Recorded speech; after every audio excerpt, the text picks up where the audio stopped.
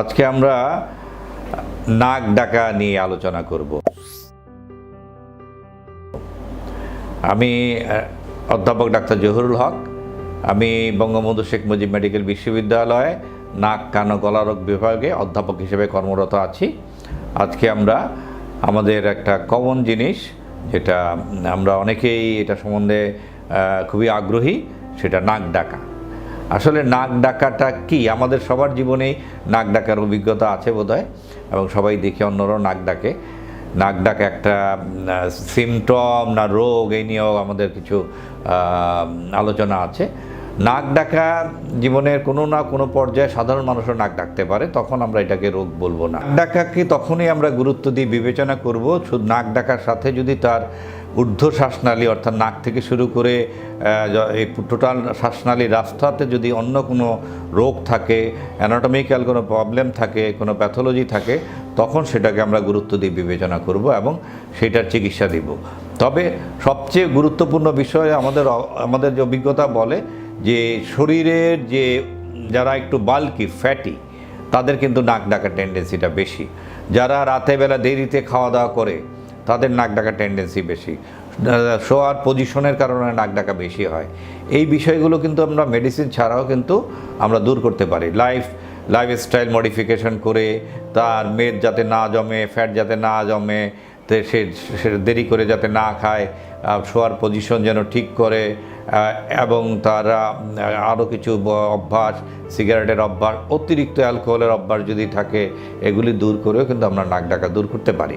তবে একজন চিকিৎসক হিসেবে আমরা যেটা বেশি গুরুত্ব দিয়ে বিবেচনা করি, নাক ডাকার সাথে যদি তার দম বন্ধ হয়ে যাওয়ার ব্যাপার থাকে, যেটাকে আমরা অ্যাপনিয়া বলি, স্লিপ অ্যাপনিয়া। ঘুমানোর সময় যদি কেউ প্রতিটা এক রাত ঘুমানোর মধ্যে যদি তার 25 থেকে 30 বারে আপনি কি দম বন্ধ হওয়ার ঘটনা ঘটে, তখন সেটাকে আমরা খুব গুরুত্ব দিয়ে বিবেচনা করি।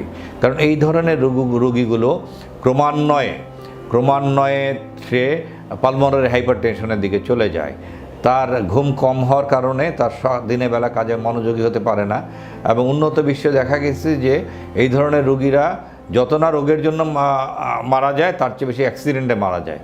এবং কারো উন্নত বিশ্বে অনেক ডিভোর্সের ঘটনাও নাক ডাকা অবস্ট্রাকটিভ স্লিপ অ্যাপনিয়ার কারণে ঘটে থাকে। সেই জন্য অবস্ট্রাকটিভ স্লিপ অ্যাপনিয়া যে রোগীগুলো, এদেরকে আমরা দুই ভাগে ভাগ করি সাধারণত। কিছু আছে যে সেন্ট্রাল, মানে একদম উপরে ব্রেনের কারণের জন্য। কিছু আছে আমাদের এই স্থানীয় পর্যায়ের, যে নাক এবং নাকের আশেপাশে আমাদের ঊর্ধ্ব শ্বাসনালী, খাদ্যনালীর কোনো গঠনগত কোনো বিষয়ের কারণে হতে পারে। আর আরেক গ্রুপ হতে পারে মিক্স। তবে আমাদের ক্ষেত্রে যেটা আমরা নাক কান গলা বিশেষজ্ঞ, তাদের যদি দেখি, এইটা আমরা খুঁজে দেখি যে তার ঊর্ধ্ব শ্বাসনালীর কোনো সমস্যার জন্য হচ্ছে কিনা, তার লাইফস্টাইলের জন্য হচ্ছে কিনা, যে নাকের হাড় বাঁকার জন্য, নাকের মাংস বড় হওয়ার জন্য, তার ম্যান্ডিবুলার সামনের দিকে এগিয়ে যাওয়ার জন্য, কিংবা জিহ্বার গোড়ায় টাং বেইজের কোনো কারণে হয় কি না, এই সকল কারণগুলো দেখি আমরা। তবে আমরা যদি তার লাইফস্টাইল মডিফাই করতে পারি, এবং যেটা আরেকটা আছে সিপ্যাপ বলি, continue positive airway pressure, CPAP বলে একটা মেশিন আছে। এই মেশিন ব্যবহার করেও আমরা এই স্লিপ অ্যাপনিয়ার আমরা উপকার পেতে পারি। এই কোনোভাবে যদি সিপ্যাপেও যদি আমাদের উপকার না হয়, সেক্ষেত্রে আমাদের এই সকল রোগীদের প্রকার ভেদে এবং কারণ ভেদে বিভিন্ন সার্জারি করতে হয়। সেই সার্জারিও আমাদেরই করতে হয়, আমরাই করি, যেটা আমাদের স্লিপ সার্জনরা বেশি করেন। সেটার এক একজনের এক এক ধরনের সার্জারি লাগে। এই জন্যই যাদের নাক ডাকার সাথে অন্য রোগ আছে কিনা এটা খুঁজে দেখতে হবে, এবং অন্য রোগ বলতে শ্বাসনালীর রোগ, শ্বাসনালীর কোন রোগ আছে সেই রোগ বের করার পরে সে সাধারণ যে সার্জারি ছাড়া যে আমরা মেশিন ব্যবহার করি সিপ্যাপ, সেই মেশিনে তার কাজ হবে কিনা দেখতে পাবে। তারপরে যদি না হয়, পরবর্তীতে আমরা সার্জারি করব। সুতরাং এই ধরনের রোগীদের আগেই সতর্ক থাকতে হবে, কারণ এটা থেমে থাকবে না। এই রোগটা আস্তে আস্তে বেড়ে যাবে। যেটা আমরা বলেছি যে আমরা তো একটা হাইপারটেনশনের কথা জানি, যেটা প্রেশারের রোগীদের হয় হার্টের কারণে, কিন্তু এই ধরনের রোগীদের লাংসের হাইপারটেনশন হয়, পালমোনারি হাইপারটেনশন হয়। এই পালমোনারি হাইপারটেনশন কিন্তু আমাদের যে কমন ধারণার হাইপারটেনশন, সেই হাইপারটেনশনের চেয়ে কোনো অংশে মৃদু না, বরঞ্চ সমান গুরুত্বপূর্ণ।